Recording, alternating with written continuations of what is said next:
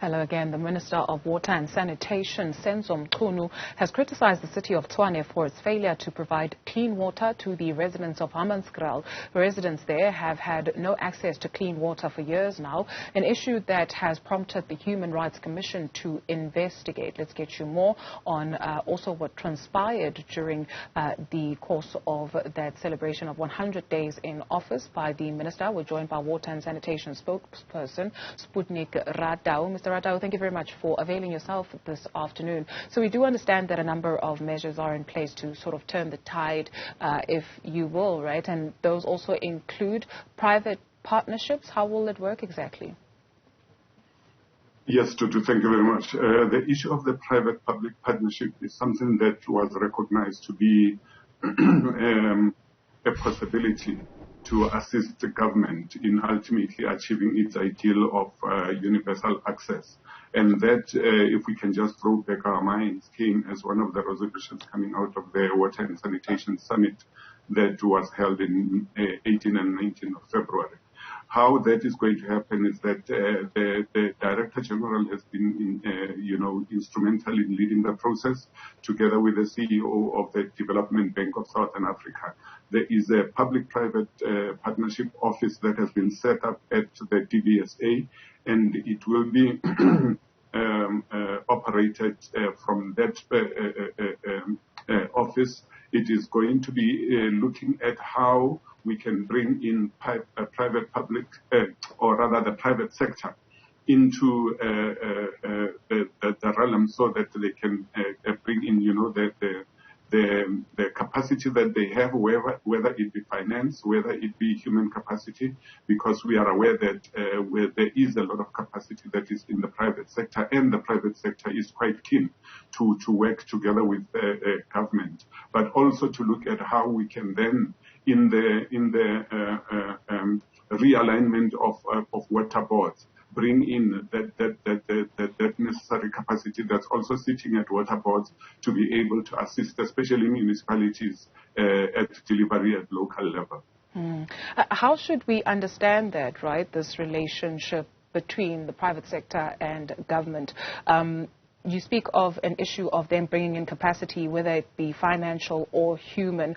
Within the department itself, there were a number of vacancies that were not filled, and the minister also outlined that in the week, saying that some of those vacancies have since been filled. The department also gets a budget, so when we're talking financially, why then would you seek help outside of your scope?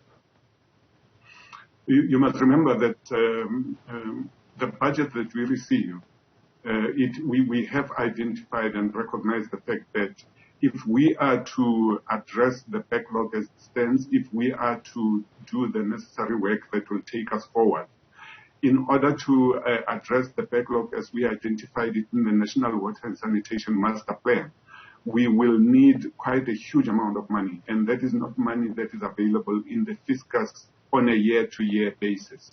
In the fiscus, we are only afforded that amount of money, but it would not, if we are to seriously look at making a dent in the work that we are supposed to do, we will not be able to address all of that. And that is why we recognized and accepted the fact that there will be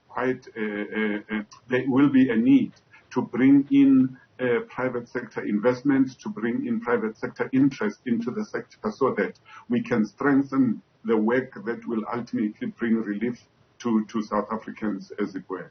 I guess that is welcome, especially when you take a look at the, is it the Blue Drop report, which spoke also of South Africa's rivers and water bodies across the country being heavily polluted. I mean, is that also not an indictment on the department over the years, maybe not necessarily this current team of leadership, in terms of bringing the department to its knees and making South Africans vulnerable where water is concerned? So how do we then trust that these partnerships will, bear fruit where this is concerned?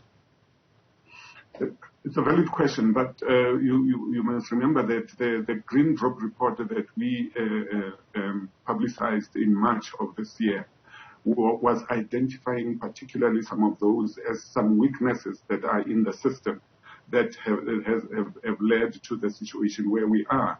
Part of what we have to do, and we are in that process, is to strengthen our compliance monitoring and enforcement unit so that they can be able to, with more particular warm bodies, be able to do the regulatory function that would be able to identify these shortcomings, especially when you look at the malfunctioning